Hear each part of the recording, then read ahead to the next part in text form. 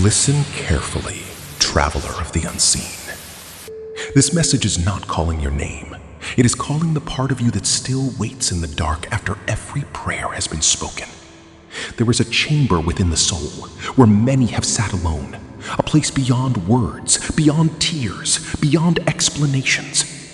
You have entered it before, perhaps many times. You lifted your voice toward heaven. You offered your longing. You emptied your heart like an alchemist pouring precious gold into a sacred vessel. Yet when the night settled, nothing seemed to move. The horizon remained still. The silence remained unbroken. And a dangerous question began to rise from the depths. Has God forgotten me? Understand this. The greatest threat to faith is not suffering. It is not delay. It is not uncertainty. The greatest threat is the moment silence convinces you that you are unseen. Because when the soul accepts that lie, its fire begins to fade. Prayer becomes routine. Hope becomes memory. Expectation becomes weakness. Yet there is a mystery hidden beneath the silence that few discover. What if the silence is not absence? What if the silence itself is instruction? What if heaven is not withholding from you, but preparing you? The mountain hermit learns this truth before all others. The mountain does not answer every question. It changes the one asking. And perhaps that is where your journey truly begins. While feeding every anxious thought that enters your mind, the lips speak belief. The heart expects defeat. And this division weakens the spirit. Faith is not the absence of questions. Faith is the refusal to crown fear as king. It is standing upon unseen foundations while the winds of uncertainty rage around you. It is declaring, I do not understand this season. I cannot see the outcome. I do not possess the map. But I know the one who does.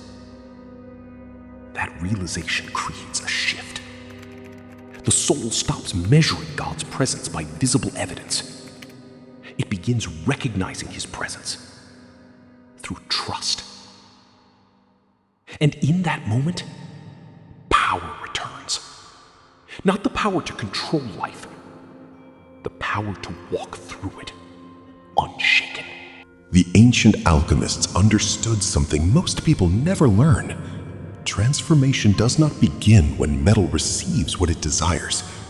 Transformation begins when metal enters the fire. Many souls approach God carrying blueprints already drawn. They arrive with conclusions already written. They come seeking approval for their plans rather than wisdom for their path. But the Eternal does not serve human preference. He serves eternal purpose. There are roads you begged to walk that would have led you into ruin.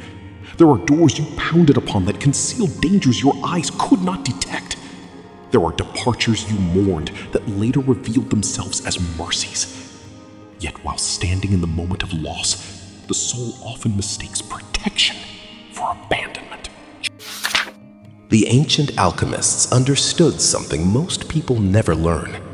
Transformation does not begin when metal receives what it desires.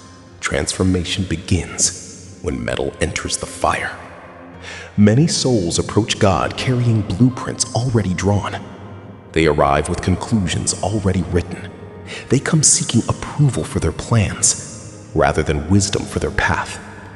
But the Eternal does not serve human preference. He serves eternal purpose. There are roads you begged to walk that would have led you into ruin. There are doors you pounded upon that concealed dangers your eyes could not detect. There were departures you mourned that later revealed themselves as mercies. Yet while standing in the moment of loss, the soul often mistakes protection for abandonment. Now we arrive at the turning point, the place where everything changes, not outside of you, but within you. The deep-sea voyager knows there comes a moment when the surface can no longer guide him. The familiar stars disappear. The shoreline vanishes. Only trust remains. This is where many abandon their journey.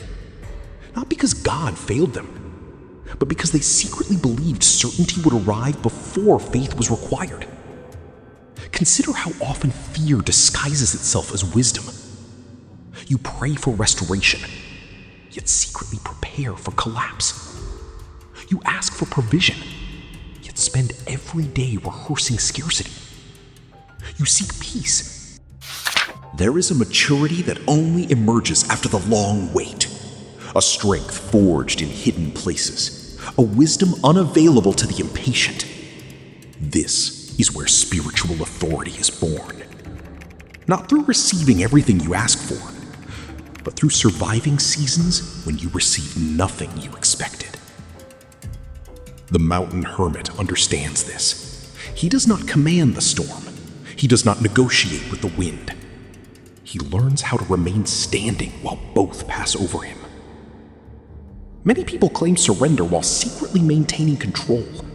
They say they trust God, yet they have already decided what the answer must look like. They have already selected the path, already chosen the outcome, already written the ending. Then disappointment arrives because heaven refuses to follow their script. But true surrender carries enormous strength. It says, if the door opens, I will walk through it. If the door closes, I will still trust.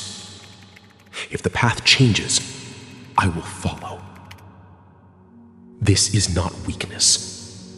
This is mastery. Because control seeks security through certainty. Faith finds security through relationship. The soul that reaches this stage becomes difficult to shake, not because life becomes easier, but because its foundation no longer depends upon circumstances. It depends upon God. And that foundation cannot be moved by delay, confusion, or temporary silence. Hear this carefully. The silence you feared may be one of the greatest teachers you will ever encounter, for it reveals what noise cannot.